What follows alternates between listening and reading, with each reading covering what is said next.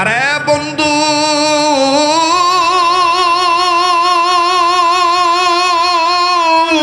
এই কোরআনুল কারীমের পক্ষে থাকলে, কোরআনুল কারীমের পক্ষে আসলে, কোরআনুল কারীমের দিকে আগা আসলে, শিক্ষার দিকে, দীক্ষার দিকে আগা আসলে আল্লাহ রব্বুল আমিন আপনার আমার দাম বাড়ায় দিবেন। আমার বন্ধুগণ, আল্লাহ পাক আমাকে আপনাকে মাফ করে দিবেন। দেখেন বাজান কেমন মাফ করে দেয়। বাবাজি, আম্মাজান আয়েশা রাদিয়াল্লাহু তাআলা আনহাকে জিজ্ঞাসা করা হলো, ওগো মা জননী, নবীজি চরিত্র সম্পর্কে বলেন না শুনি। আম্মাজান আয়েশা রাদিয়াল্লাহু তাআলা না ডাক দিয়ে বললেন, কানা খুলুকুল কোরআন, তোমরা কি কোরআন পড়ো না? তোমরা কি কোরআন দেখো না? আমার স্বামী মুহাম্মদের চরিত্র তো হইল কোরআনুল কারীম। জোরে কোন সুবহানাল্লাহ। আরে বন্ধু,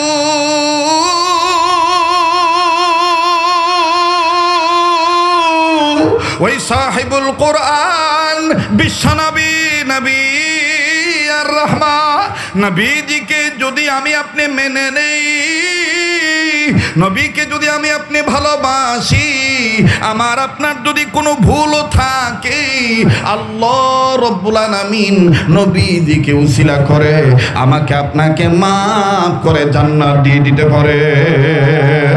দেখেন বন্ধু কেমন করে মাফ করে দিয়া জান্নাত দিলেন। উম্মতের আলেমগণ বসা আছেন। আরে শ্রীপুর এই কেওয়া বাজার এলাকার বাব্বাইরা, আমার পূর্ব পরিচিত এলাকার বাসিন্দারা, মহাব্বতের ভাইরা, দিলটা নরম করে দিবেন। এক ফোঁটা চোখের পানি হাকিকতান দেখেন ফালাইতে পারেন কিনা। কান্না না আসলো কান্নার ভান ধরবেন। বাজানো কান্নার অভিনয় করলে আল্লাহ মাফ করিয়া দিবেন। জীবনের শেষ বয়ান মনে করে বয়ান করছি। মুহতারাম হাজিরিন, যুদ্ধ শেষ হয়ে গেল। আল্লাহর নবী সাল্লাল্লাহু আলাইহি সাল্লাম ডাক দিয়ে বললেন, সাহাবীরা রে, যারা ধর্মকে প্রতিষ্ঠিত করার জন্য শরীয়তের বিধানকে প্রাধান্য দিয়া যারা নিজের জীবনকে আল্লাহর জন্য উৎসর্গ করে দিল, যারা আমি নবীর প্রেমে জীবন দিল, আমি নবীজি বলিয়া দিলাম, তাদের লাশ খুঁজে খুঁজে বের করো। তারা তাদেরকে বিনা গোসলে কবর দিয়ে দাও, রক্ত মাখা কাফন নিয়ে মাটি দিয়ে দাও। সাহাবায়ে কেরাম ওইভাবে বাজান প্রস্তুত হয়ে গেলেন। এবার শহীদ সাহাবীদের লাশ খুঁজে খুঁজে বের করা হলো। যখনই বাজান শহীদ সাহাবীদের লাশকে বিনা গোসলে কবর দেওয়া হবে, ঠিক ওই সময় একজন নারী আউলাকে সে পাগলি নিবে, সে বহু দূর থেকে ডুকরে ডুকরে কাঁদে আর ডেকে ডেকে বলে, ওগো আল্লাহর বান্দারা, আমি আমার নবীজির সাথে আমার স্বামীর ব্যাপারে একটু গোপন আলাপ করতে চাই। তোমরা শুনিয়ে নাও, শুনিয়া নাও। যারা শহীদ হয়েছে সবাইকে বিনা গোসলে কবর দাও, কিন্তু আমার স্বামীর বিনা গোসলে কবর দিও না। কোন কারণে বিনা গোসলে কবর দিবা না? এই কারণটা আমি আমার নবীজির সাথে গোপনে বলবো, নবীজিকে গোপন ভাবে বলবো। আল্লাহর নবীর সাহাবীরা ডাক দিয়ে বললেন, ঠিক আছে, আগে বলো তোমার স্বামীর পরিচয় কি? এবার এই সাহাবীরা বলার পর এই মা জননী চিৎকার দিয়ে ডেকে ডেকে বলে, আমার স্বামীর নাম হানজালা, আমার স্বামী, আল্লাহু আকবার, আমার স্বামী নবীদের একজন আছে। স্বামীকে কেন বিনা গোসলে কবর দেওয়া যাবে না তোমাদেরকে মরতে বলবো না। আল্লাহর হাবিব সাল্লাল্লাহু আলাইহি সাল্লামের কাছে যেভাবেই হোক খবর পৌঁছে গেল। আল্লাহ নবী ডাক দিয়ে বলেন, মা তুমি বলো কোন কারণে তোমার স্বামী হানজালাকে বিনা গোসলে কবর দেওয়া যাবে না? মা জননী কান্দার ডাক দিয়ে বললেন, নবী গো, আমার স্বামী হানজালা ছিল না পা ফরজ গোসল করার জন্য পানির কাছে গিয়েছে। কে জানি ডাক দিয়ে বলছে, আপনি নবী দুনিয়া নাই। আমার স্বামী আপনার বিদায়ের কথা শুনিয়া নিজেকে ঠিক রাখতে পারে নাই, গোসলের কথা ভুলে যাইয়া নাপাক শরীর নিয়ে আপনার প্রেমে জীবন দিয়ে শহীদ হয়ে গেছে। তাই বলি গো নবীজি, আমার স্বামী হানজালাকে বিনা গোসলে কবর দিয়েন না। আল্লাহ রাসূল ডাক দিয়ে বললেন, সাহাবীরা রে, হানজালার লাশ কই খুঁজে খুঁজে বের করো, আমি নবী নিজে তারে গোসল করাবো। আল্লাহ নবী সাহাবীরা হুকুম মোতাবেক, আদেশ মোতাবেক সাহাবী হানজালার লাশ খুঁজে বের করলেন। আমার ভাইরা কয়েকজন সাহাবী নবীর কাছে এসে কান্দার ডাক দিয়ে বলে ডাক দিয়ে নবী গো, হানজালার লাশটা কেমন জানি একটা আশ্চর্যজনক লাশ হয়ে গেছে। হানজালার লাশ থেকে কত সুন্দর জান্নাতি খুশবু আসতেছে, আর হানজালার লাশটা কেমন জানি ভিজা গো নবীজি। হানজালার দাড়ি ভিজা, চুল ভিজা, মনে হয় কে জানি গোসল করে দিছে। আল্লাহর হাবিব এই খবরটা শোনা মাত্রই দ্রুত গতিতে আমার বন্ধুগণ সাহাবী হানজালার লাশের কাছে গেলেন।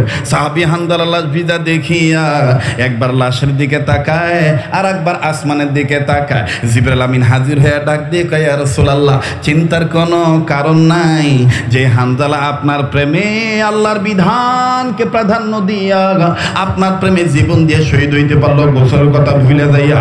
আল্লাহ পাক তার ওই বান্দা হানজালা, আপনার ওই প্রেমিক আশিকে রাসূল হানজালাকে, হানজালার লাশ আমার আল্লাহ আসমানের উপরে উঠাইয়া জান্নাতের পানি দিয়া গোসল করে আপনার কাছে পাঠিয়ে দিছে।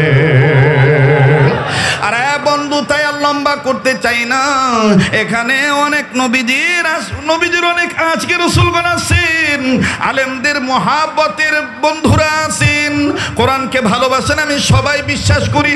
মুসলমান ভাইরা আমার বন্ধুরে, আমি আপনাদের কাছে বলতে চাই যে আল্লাহ পাক বললেন কোরআনুল কারীম, এই জিকির নামক কোরআন আমি আল্লাহ আপনার জন্য বলে কওমিকা, আপনার উম্মতে মুহাম্মাদীদের জন্য মহা সম্মানের বস্তু বানায় দিলাম। ওই কোরআনুল কারীমকে কারা কারা মহব্বত করেন একটু দুই হাত তুলে দেখান তো দেখি। আমার ভাইরা, আমার বন্ধুরে হাত নামান। আমরা আজকে প্রমাণ করে দেব আমরা জিলাপির আশিক না, আমরা আউল বাউল গান গাওয়ার আশিক না, আমরা নবীজির সঠিক আশিক রাসূল হতে চাই। ঠিক কিনা বলেন? আল্লাহ এবং আল্লাহ রাসূলকে পাওয়ার জন্য যে রাস্তাটা সহজ হয়ে যায়, এর চাইতে বড় নিয়ামত আর কিছুই হতে পারে না। হযরত মাওলানা শামসুল হক ফরিদপুরি রহমতুল্লাহি আলাইহি বলছেন, লেখছেন যে তুমি দুনিয়া সব পেয়েছো কিন্তু আল্লাহকে পাও নাই, কিচ্ছু পাও নাই। তুমি দুনিয়ার কিচ্ছু পাও নাই কিন্তু আল্লাহকে পেয়েছো, তুমি সব পাইছো। আর আল্লাহওয়ালা হইতে গেলে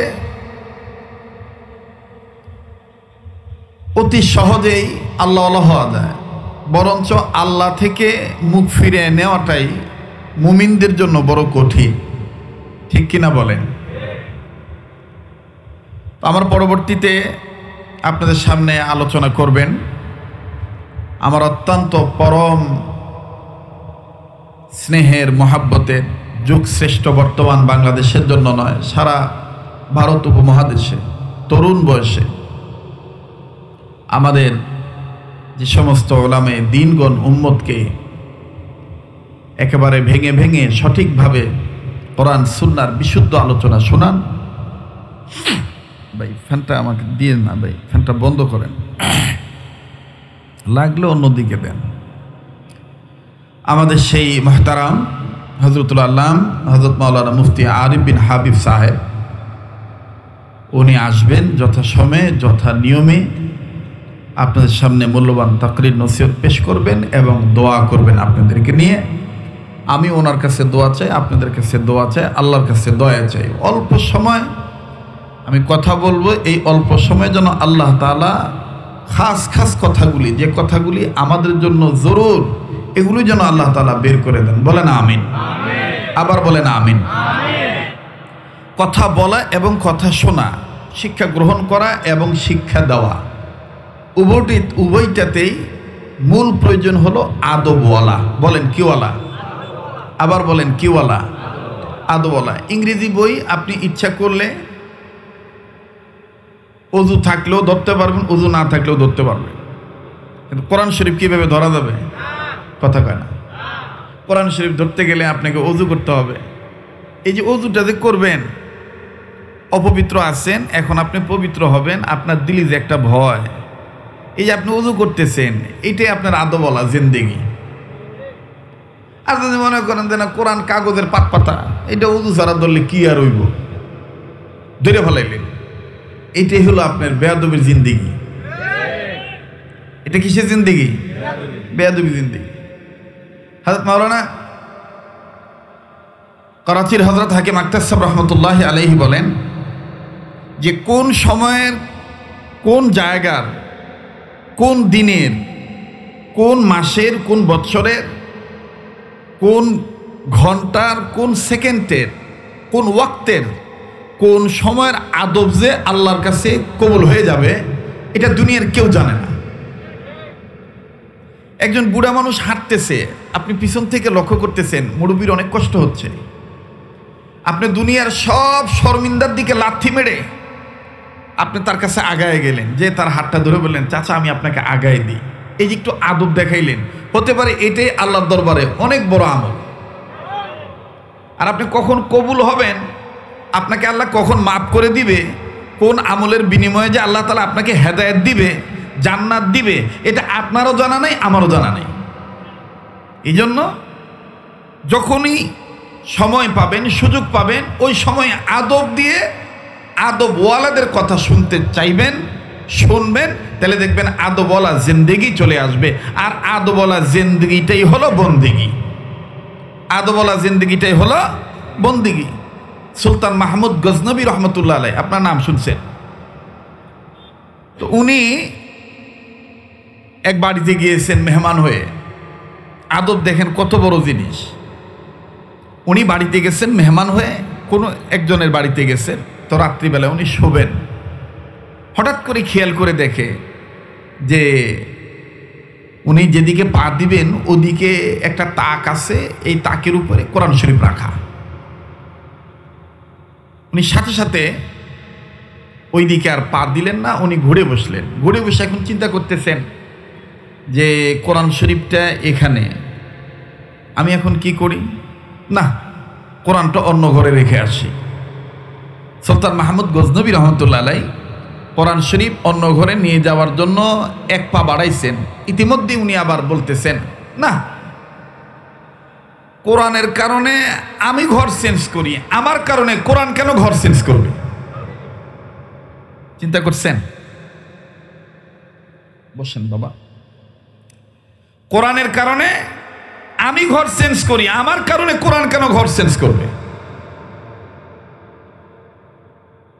কথা বলতে গেলে অনেক কথা বেড়ে যায়, কষ্ট হচ্ছে না তো আপনাদের?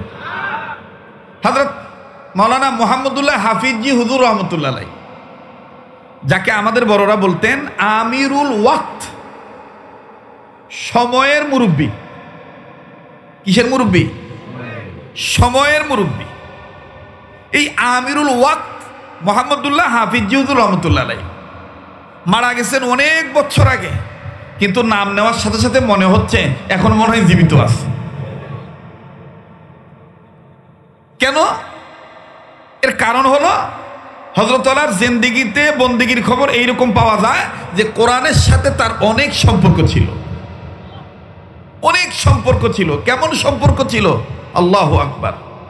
অনেক ছাত্র ভাইরা কথা শুনতেছেন, বড়দের কথা শুনবেন, বড়দের কথার মধ্যে নূর আছে। বড়দের কথা শুনলে বড় হওয়া যায়, বড়দেরকে মানলে বড় হওয়া যায়। কণ্ঠ দিয়ে, সুর দিয়ে, চেহারা দিয়ে, স্বাস্থ্য দিয়ে, যুক্তি দিয়ে, তর্ক দিয়ে, এগুলো দিয়ে বড় হওয়া যায় না। বড় হইতে গেলে বড়দের দোয়া লাগে। হযরত মুহাম্মদুল্লাহ হাফিজি হুজুর রহমতুল্লাহি আলাইহি, উনি দেখেন নিজেকে কেমন করে আল্লাহর জন্য নিজেকে বিলিয়ে দিচ্ছেন। শুনতেছেন বন্ধুরা? হযরত মুহাম্মদুল্লাহ হাফিজ হুজুর রহমতুল্লাহ আলাইহি দাওয়াতে গেছেন, কোনো এক দাওয়াতে গেছেন, ইস্তেনজার জরুরত 1 নম্বর সারবেন, পেশাব করতে বসছেন। হঠাৎ করে নজর করে দেখে পেশাবের জায়গায় কিছু ভাত পড়ে আছে। কি পড়ে আছে?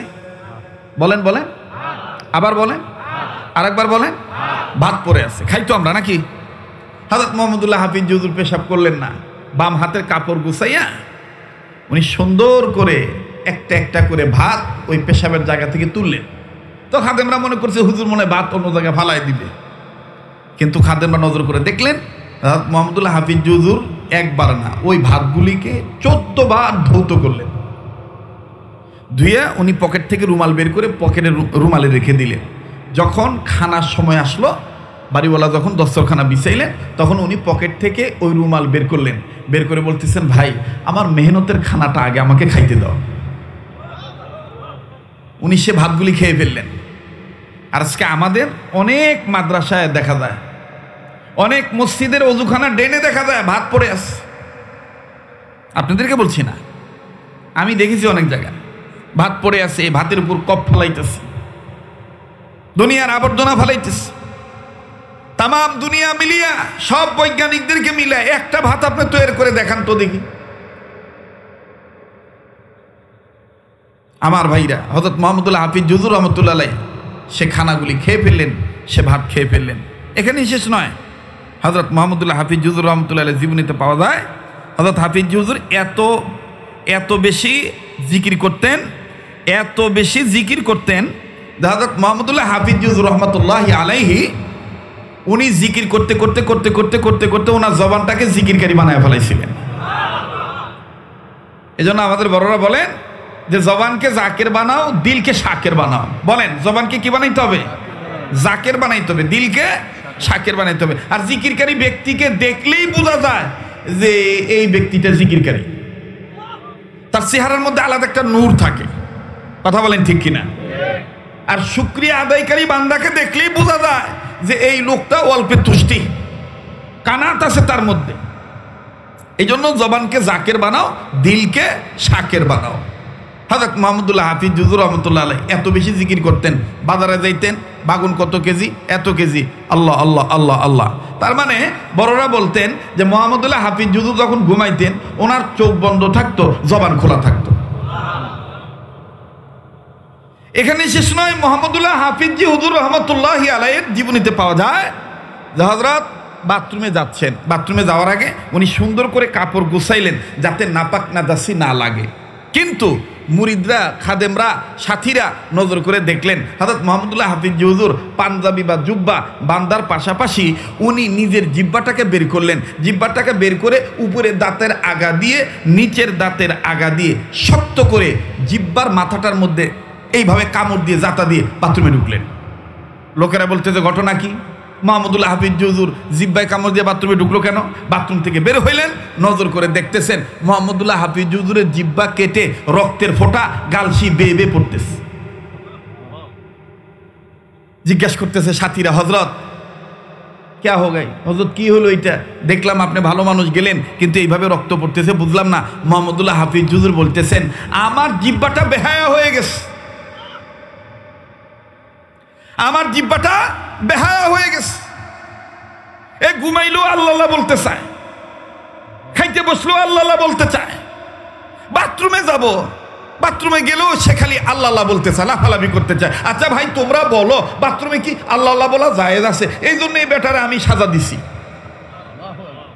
বলে বেটারে কেমনি সাজা দিছেন? কয় বাথরুমে ঢোকার পরও যখন দেখি জিহ্বা আস্তে আস্তে এমনি আল্লাহ বলতে চায়, তখন আমি এটা জাতা দিয়ে ধরছি। কিন্তু জাতা দিয়ে ধরার পরও দেখলাম ওই যে তোমরা দেখো না, হাফিজ হুজুর বলে ওই যে তোমরা দেখো না পশু জবে করার পরে, চামড়া খোলানোর পরও, রান আলাদা করার পরও, পা আলাদা করার পরও একটা সাইডে একটা গোস্তের টুকরা ত্রিপ ত্রিপ করে রুহ ছাড়াও লড়াচড়া করে। আমার জিহ্বাটার আগাকে আমি কামড় দিয়ে ধরলাম, কিন্তু আমার মাঝখানের জিহ্বার মাঝখানের পেটটা উপরের তালুর সাথে টাস টাস করে বাড়ি খায়, আল্লাহ বলতে চায়। আমি তখন বললাম না, সব জায়গায় জায়গায় আবেগ দেখালে হবে না।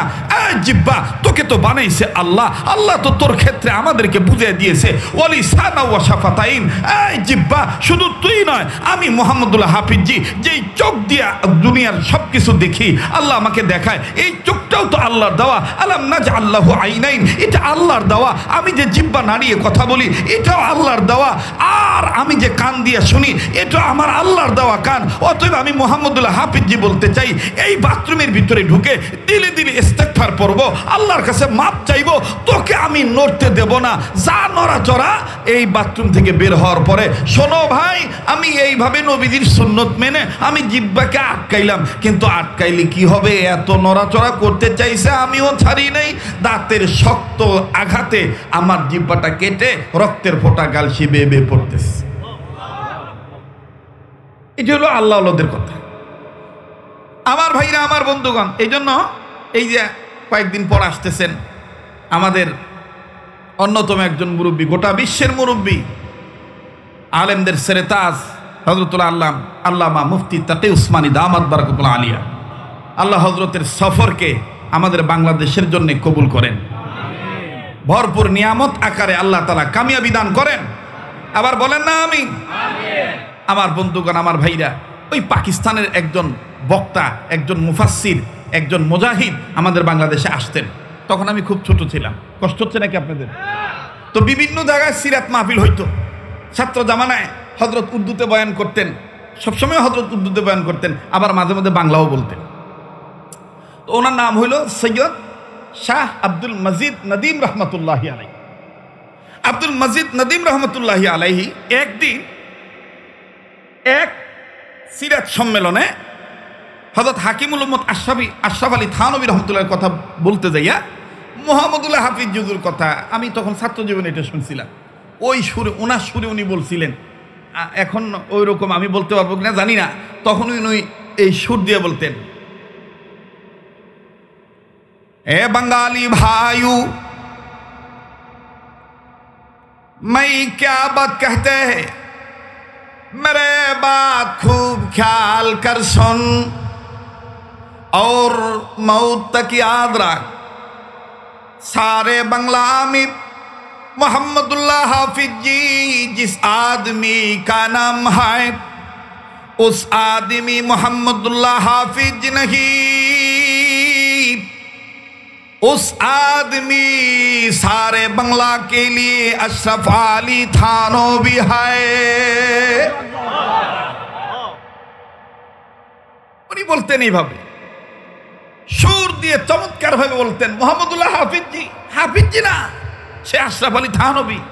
আবার আশরাফ আলী থানভী কি যারা বুঝাইতেন, তিনারা বলতেন আশরাফ আলী থানভী না, তিনি হাজী আমদাদুল্লাহ মুহাজির মক্কি। আবার হাজী আমদাদুল্লাহ মুহাজির মক্কি রহমতুল্লাহ আলাইহি যারা বুঝাইতেন, তারা বলতেন হাজী আমদাদুল্লাহ মুহাজির মক্কি না, তিনি আসলে তো রূপ তার, তিনি কে? কারি মৌলভী নূর মোহাম্মদ মিয়াজি জামদানবী রহমতুল্লাহ আলাইহি। আমার ভাইরা, আমার বন্ধুগণ, তো আমি বলতেছিলাম আদবওয়ালা জিন্দেগি, সুলতান মাহমুদ গজনবীর কথাটা মনে আছে? বলতেছে আমার কারণে কোরআন অন্য ঘরে যাবে নাকি ভুলে গেছেন? না না, আমি ঘর পাল্টাই। তো উনি কি করলেন? আরামের বিছনা ত্যাগ করে কোরআন যে জায়গায় ছিলেন ওই জায়গায় সম্মানের সাথে রেখে উনি কষ্ট করে একটু উনি ঘুমাইলেন, উনি ঘুমিয়ে গেলেন। আমার ভাইরা, আমার বন্ধুগণ, কিতাবে লেখক লেখে, আল্লাহওয়ালাগণ লেখেন, সুলতান মাহমুদ গজনবী রহমতুল্লাহ আলাইহির ইন্তেকালের পরে 1000 বছর পরে ওনার কবর ফেটে গেল। অর্থাৎ কোনো এক কারণে কবরের মাটি সরে গেছে, সেটা তুফানের কারণে হোক, ঝড়ের কারণে হোক, বা ভূমিকম্পের কারণে, যে কারণেই হোক, কিন্তু 1000 বছর পর আমার বন্ধুগণ ফেটে গেল। ওনার লাশ যখন বের হলো তখন বুজুর্গানের দিনগণ লেখেন, নজর করে দেখা গেল কত শত বছর আগে তার দাফন হয়েছে, এখনো কাফনের গায়ে কোনো কাদামাটি লাগে নাই। নতুনত্বই পাওয়া যায়, নতুনত্বই দেখা যায়। আমার বন্ধুগণ, ওনার এক ভক্ত স্বপ্নে দেখলেন, স্বপ্নের মধ্যে জিজ্ঞেস করলেন, হযরত আপনি কেমন আছেন? সুলতান মাহমুদ গজনবী রহমতুল্লাহ আলাইহি উনি বলতেছেন, আলহামদুলিল্লাহ, আল্লাহ আমাকে মাফ করে দিছে, আমি খুব ভালো আছি। তখন বললেন, হুজুর বিশেষ কোনো আমলের কারণে? কয় না বাবা, আমার তো তেমন কোনো আমল নাই, তবে আমি যে কোরআনকে আদব করতাম, কোরআনকে যে সম্মান করতাম, ওই সম্মানের উসিলায় হয়তোবা আল্লাহ আমাকে মাফ করে দিয়েছে। তো ভাই, রাহমানিয়া আদর্শ বালিকা মাদ্রাসা, এখানে আর কিছু না হোক, ছেলে মেয়েদেরকে কোরআন শিক্ষা দেওয়া হয়। কি শিক্ষা দেওয়া হয় বলেন? কি শিক্ষা দেওয়া হয়? কোরআন শিক্ষা দেওয়া হয়। এই কোরআনের বরকত আছে না নাই? আবার বলেন, আছে না নাই? এই কোরআনকে মানবে যারা, এই কোরআনকে মানবে যারা, এই কোরআনের পক্ষে আসবে যারা, এই কোরআনের উপর কোরআনের শাসন যারা মেনে নিবে, বলেন তাদের দাম বাড়বে না কমবে? কান লাগান, কান লাগান। এখন দেখবো ইমানি পাওয়ার কেমন আছে। খালি আবেগে চলবেন না, আবেগে চলবেন না আমার বন্ধুগণ। কোরআনের শাসন মানলে বলেন তো দেখি, রাজাদের দাম বাড়ে না কমে? সরকারের দাম বাড়ে না কমে? জনগণের দাম বাড়ে না কমে? কোরআনের আইন এটা কি কোনো মানুষের তৈরি করা আইন? কোরআনের আইন শরীয়তের বিধানে, শরীয়তের বিধান কার আইন? চিল্লা বলেন, কার আইন? আবার বলেন, কার আইন? নিজে বলবেন, ডান বাম লক্ষ্য করবেন, কোন লোকটা বলে না। যে লোকটা বলবে না মনে করবেন শরীয়তের আইন সম্পর্কে তার ভিতরে কোনো কার্পণ্যতা আছে, কোনো সন্দেহ আছে। এই জন্য শরীয়তের বিধানের ব্যাপারে মুখ খুলতে চাচ্ছে না। বলেন, কোরআনের আইন কার আইন? মুহতারাম হাজিরিন, আমার বন্ধুগণ, আল্লাহ পাক নিজেই বলে দিয়েছেন সূরাতুজ যুখরুফের মধ্যে, যেহেতু আমাকে একটা দিক নির্দেশামূলক একটা ইঙ্গিত দেওয়া হয়েছে, তাতে বোঝা যাচ্ছে যে আমার সময় লড়র বড়। ঠিক আছে না? কষ্ট হচ্ছে আপনাদের? আমার বন্ধুগণ, আমার ভাইরা, আল্লাহ পাক বলেন, হাবিব, আমি রহমানের জিকির থেকে যারা মুখটা ফিরিয়ে নেয় তাদের জীবনের পরিচালক শয়তান।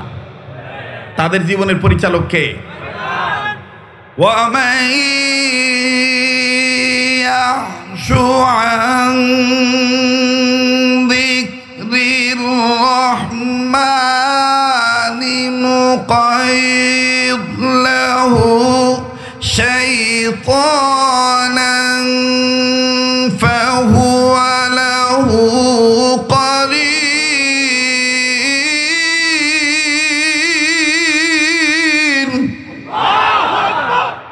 কথাটা কার? আল্লাহ বলেন, হাবিব, যারা আমি রহমানের জিকির থেকে মুখটা ফিরিয়ে নেয় তাদের জীবনের পরিচালক শয়তান। মুহতারাম হাজিরিন, আল্লাহ পাক বলেন, হাবিব, আমি আপনার উপর যে জিকির নাজিল করছি, এই কোরআন নামক জিকির আমি আল্লাহ আপনার জন্যে ওয়ালি কওমিকা, আপনার উম্মতদের জন্য, উম্মতে মুহাম্মাদীদের জন্য মহা সম্মানের বস্তু বানাই দিছি। সুবহানাল্লাহ কর। মুসলমান ভাইরা, আমার বন্ধুগণ, রব বলেন, ওয়া ইন্নাহু লাযিকরুল্লাকা ওয়া লিকাওমিকা ওয়া সাওফা তুসআলুন। ওগো নবীজি, আমি যে জিকির নামক কোরআন আপনার উপর নাজিল করলাম, এই কোরআন নামক জিকির নামক কোরআন খানা, কোরআন নামক জিকির খানা। কেননা কোরআনের নাম জিকিরও আছে, কোরআনের নাম নূরও আছে। কথা কয় না? আল্লাহ পাক বলেন, নবীজি, এই কোরআন নামক জিকির খানা, জিকির নামক কোরআন খানা আমি আল্লাহ পাক আপনার জন্য ওয়ালি কওমিকা, আপনার উম্মতে মুহাম্মাদীদের জন্য মহা সম্মানের বস্তু বানিয়ে দিলাম। দেখেন, কোরআনের পক্ষে আসলে কোরআন কেমন সম্মানের কিতাব। রব ডাক দিয়ে বলে, নবী গো,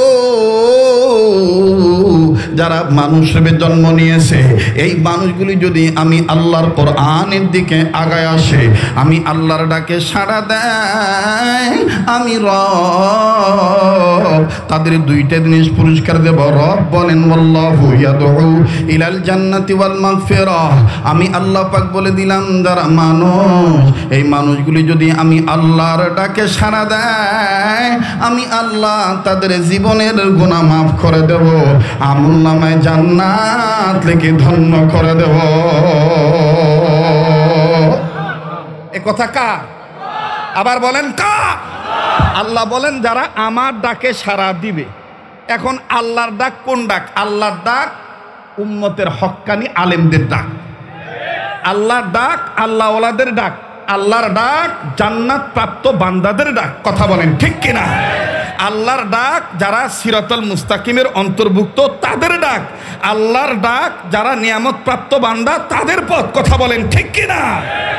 আমার বন্ধুগণ, আমার ভাইরা, এখন এই সিরাতুন নবী সাল্লাল্লাহু আলাইহি সাল্লামের চাঁদে, রবিউল আউয়ালের চাঁদে কেউ যদি নবীর জন্মকে কেন্দ্র করে নিয়ামত প্রাপ্তদের পদ বাদ দিয়ে গজবওয়ালাদের পদ বাচ্চা নেয়, বাচ্চা নিয়ে যদি দুনিয়ার আনজুট্টি গানজট্টি হইয়া মন মতলবী গান গায়, শ্রীপুরে ইত্যার নাই। আরো আসতে কন, আরো আসতে কন।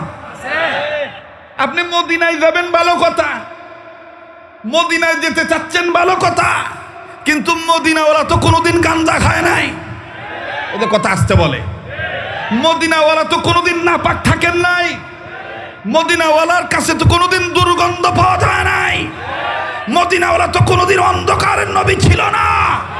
মদিনাওয়ালা এমন একজন নবী, যেই নবী অন্ধকারের মধ্যে আসছে তো আসছে, সব অন্ধকার দূরীভূত হয়ে গেছে। আর আপনি বলতেছেন আমি নবীর আশেক। হ্যাঁ, আমরাও মানি আপনি নবীর আশেক, কিন্তু আপনার আশেকের মধ্যে কিছু না কিছু মতলবের গন্ধ পাওয়া যায়। জোরে কন। আশেক তো ছিল আল্লামা সিরাজ রহমতুল্লাহ আলাই, আশেক অনেক ছিলেন। কত আশেক কতভাবে বলতেন। যেমন এক আশেক মায়া করে মোহাব্বত করে বারবার আল্লাহকে বলতেন, আমি কেমনে পাব নবীজি আপনাই ওগো কামলিওয়ালা, কেমনে পাব নবীজি আপনাই। বলেন না, আমি কেমনে পাব নবীজি আপনাই ওগো কামলিওয়ালা, কেমনে পাব নবীজি আপনাই। পাইতে চাই, পাইতে চাই। তাহলে কথাগুলি শুনেন আর বলেন, আমি কেমনে, মোহাব্বত করে দরদ লাগায় বলেন, আমি কেমনে পাব নবীজি আপনাই ওগো কামলিওয়ালা, কেমনে পাব নবীজি আপনাই, কেমনে পাব নবীজি আপনাই। আপওয়ালা পাক যাতে পাঠাই দিলেন দুনিয়াতে, নূরের মশাল দিল জ্বালাই সোনার মদিনায়, কেমনে পাব নবীজি আপনাই, আমি কেমনে পাব নবীজি আপনাই ওগো কামলিওয়ালা, কেমনে পাব নবীজি।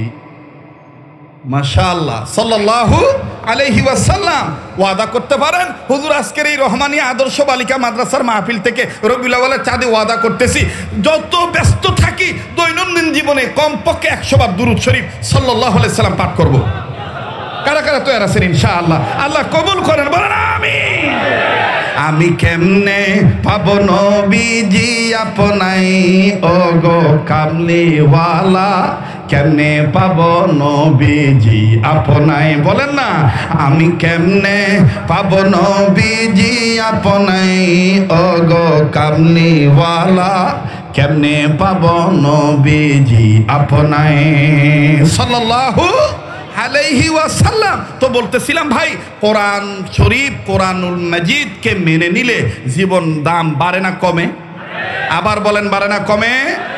কেমন বারে বাজান আমার বন্ধুগণ? ওমর রাদিয়াল্লাহু তাআলা আনহু, আমার ভাইরা, যিনি ছিলেন কাফের, কিন্তু কোরআনুল কারীম মেনে নেওয়ার কারণে, শরীয়তের বিধানকে মেনে নেওয়ার কারণে, আল্লাহর নবী মুহাম্মদ সাল্লাল্লাহু আলাইহি সাল্লামকে সবচেয়ে ভালোবাসার কারণে, সবচেয়ে বেশি ভালোবাসার কারণে আল্লাহ রাব্বুল আলামিন ওমরের দাম এমন বাড়ায় দিলেন, হযরত ওমর জীবিত থাকা অবস্থায় জান্নাতের ঘোষণা পেয়ে গেলেন। আরে বন্ধু,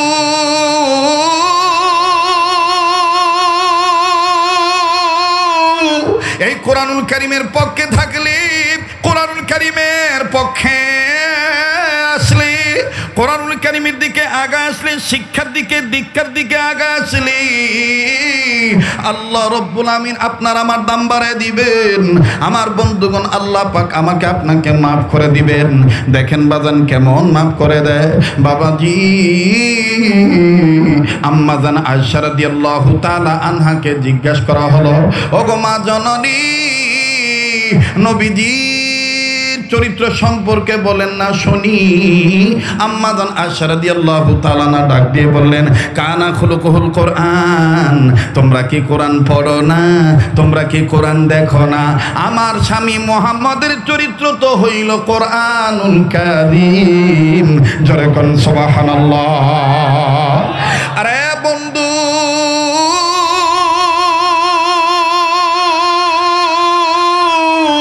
ওই সাহিবুল কোরআন বিশ্বনবী নবী আর রহমা নবীজিকে যদি আমি আপনি মেনে নেই, নবীকে যদি আমি আপনি ভালোবাসি, আমার আপনার যদি কোনো ভুলও থাকে, আল্লাহ রব্বুল আলামিন নবীজিকে উসিলা করে আমাকে আপনাকে মাফ করে জান্নাত দিয়ে দিতে পারে।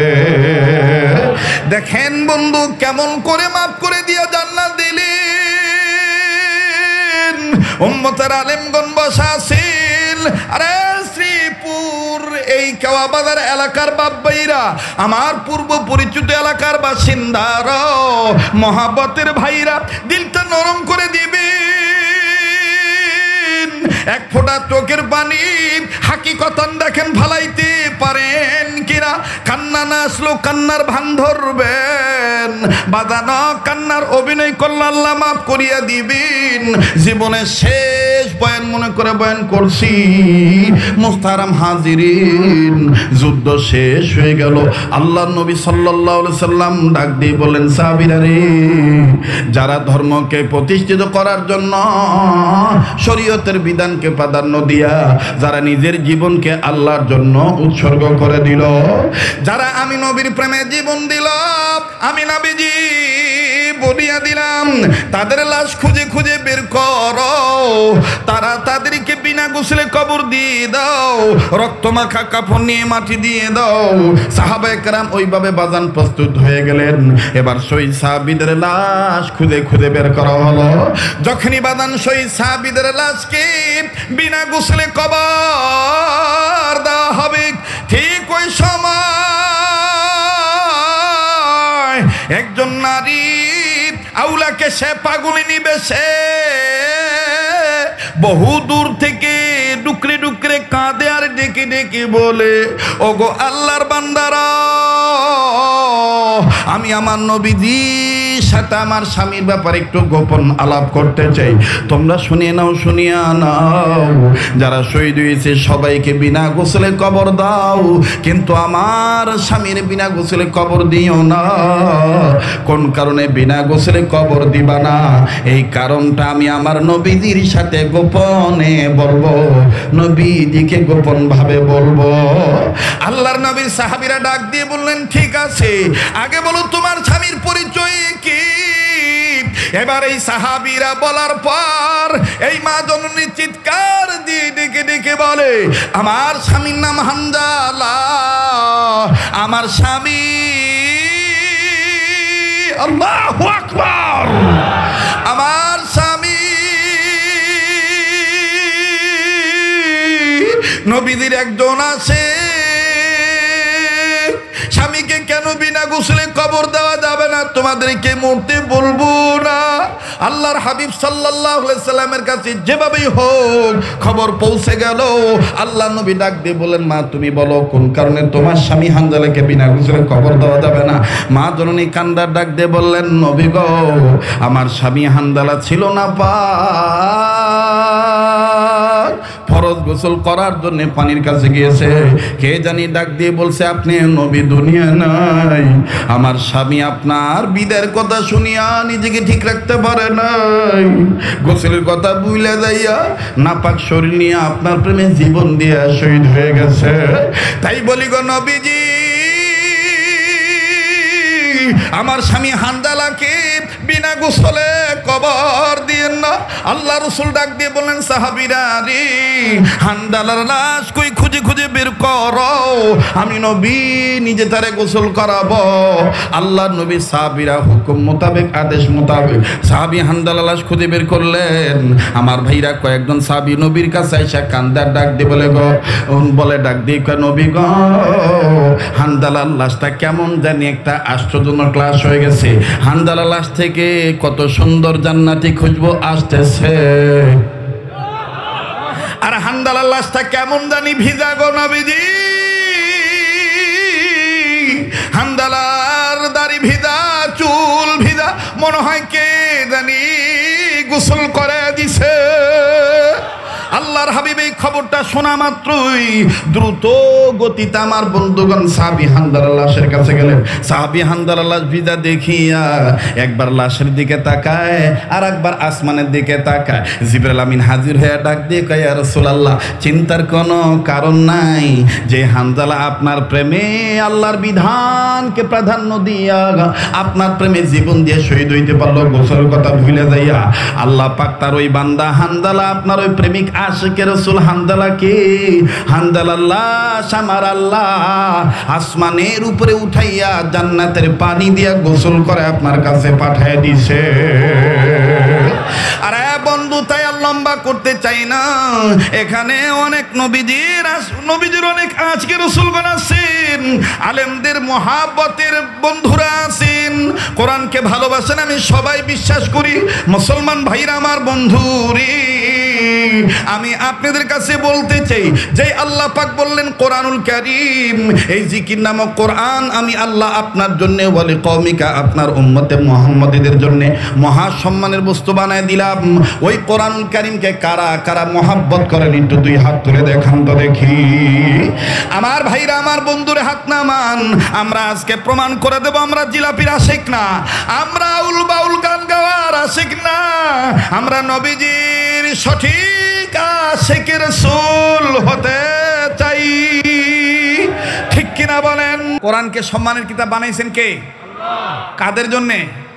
আমাদের জন্য। বলেন কাদের জন্যে? তাহলে কোরআনের প্রত্যেকটা আইন, প্রত্যেকটা কথা এটা বান্দার জন্যে মানতে হবে, এটা হুকুম ফরজ। এটা কার বিধান?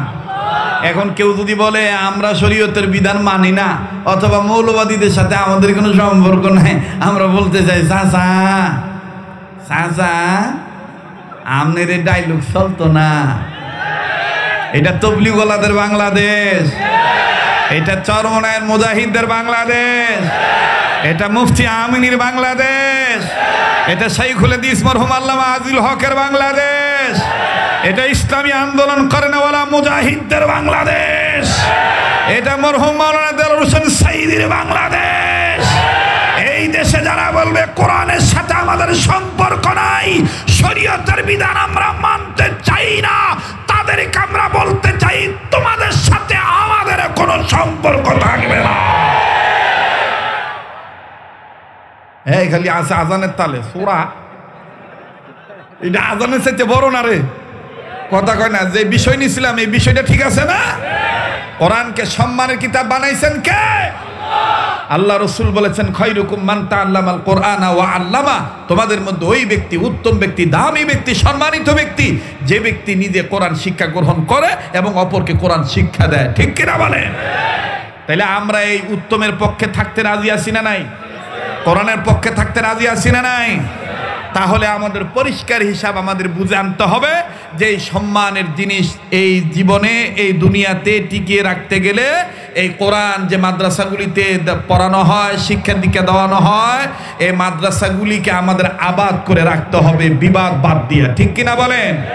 আমরা কি বিবাদী হব না আবাদ করব? বিবাদ করব না আবাদ করব? আবাদ করব ইনশা। মাদ্রাসা যত হয় হোক, এই কথা কখনো বলবো না এত মাদ্রাসা করে লাভ কি, এটা কইতাম না। বাইতুল মোকাররমে আতরের দোকানের অভাব নাই, স্বর্ণের দোকানের অভাব নাই, হেটা দি কর না। একটা বাইতুল মোকাররমে এতলা স্বর্ণের দোকান কেড়ে দুই একটা হইলইতো না, হে বেলা কয় না এ বেলা কয়, তার মানে বোঝা যাইব, বোঝা যায় যে বিত্তে ভেজাল আছে। বিত্তে কি আছে? ভেজাল আছে। নির্ভেজাল হতে হবে। আল্লাহর কোরআনের গুনগুনানি গ্রামে হবে, গঞ্জে হবে, শহরে হবে, বন্দরে হবে, আসমানে হবে, জমিনে হবে, সব জায়গায় হবে।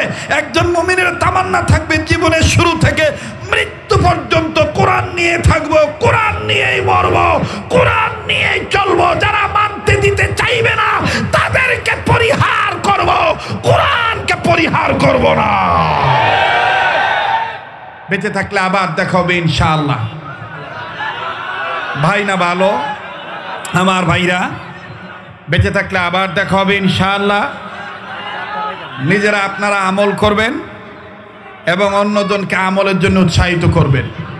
আমি যে কথাগুলি আল্লাহ ওয়ালাদের কথাগুলি বললাম, এই কথাগুলি আবার লিখিত আকারে, আমার বই পুস্তক বইও আছে লিখিত আকারে। হ্যাঁ, বড়দের আল্লাহওয়ালা অর্থাৎ আমাদের মোহাম্মদুল্লাহ হাফিজ হুজুর, এটা কিতাব আমি সংকলন করেছি আলেমদের পরামর্শে। এরপরে মৃত মানুষ কথা বলে, জান্নাতি নারীর বৈশিষ্ট্য, যাদের প্রয়োজন মনে করেন দিন শিখার জন্য কোরআন হাদিস রিসার্চ করে কিছু কথা শুনবেন, আমল করবেন, আপনারা নিয়ে যাবেন ইনশাল্লাহ। আমার গাড়িতে যোগাযোগ করে আমার লোকজনের কাছ থেকে আপনার কিতাবটা নিয়ে যাবেন। পরিশেষে আমি আপনাদের কাছে বলতে চাই, এই রাহমানিয়া আদর্শ বালিকা মাদ্রাসায় আজকের যে আলোচক বৃন্দরা ছিলেন, আছেন, এখন উপস্থিত হবেন, আমার পূর্বে যারা ছিলেন, পরে যারা আসবেন, প্রত্যেকটা ওলামায়ে কেরামদের জন্য দোয়া করবেন। আল্লাহ যেন জাতির শ্রেষ্ঠ সন্তানদের হায়াতের মধ্যে ভরপুর বরকত দান করেন। এই আলেমদের ছায়াকে যেন আল্লাহ আমাদের জন্য লম্বা করে দেয়, বলেন আমিন। আল্লাহ তাআলা আমাদের সবাইকে নসিহতগুলির উপরে আমাকে সহ আমল করার তৌফিক দান করেন। একটু কোরআনুল কারীমের কয়েকটা আয়াত তেলাওয়াত করতে বলছেন। ভাই, তেলাওয়াত শোনারও একটা আদব আছে। তেলাওয়াত শুনতে গেলে চুপচাপ থাকতে হবে, হই হুল্লোড় করা যাবে না, ঠিক আছে না? কারণ রাজনৈতিক মঞ্চ আলাদা, আর কোরআন তেলাওয়াত করনেওয়ালা এবং শুননেওয়ালাদের মঞ্চ আলাদা, ঠিক কি না? এদের মেজাজ আলাদা হইতে হবে। যাই হোক, আল্লাহ আমাদের সবাইকে সহিভাবে কোরআন শোনা এবং শিক্ষা গ্রহণ করা এবং এর উপরে আমল করার তৌফিক দান করেন। আউযু বিল্লাহি মিনাশ শাইতানির রাজীম। বিসমিল্লাহির রহমানির রহিম।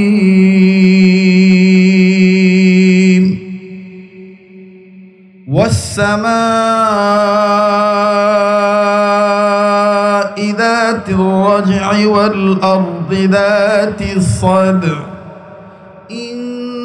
ইন্নাহু লাকাওলুন ফাসলুন ওয়া মা হুয়া বিলহাযল ইন্নাহুম ইয়াকিদুনা কাইদান ওয়া আকিদু কাইদা ফামাহহিলিল কাফিরিনা আমহিলহুম রুওয়াইদা। সাদাকাল্লাহুল আযীম।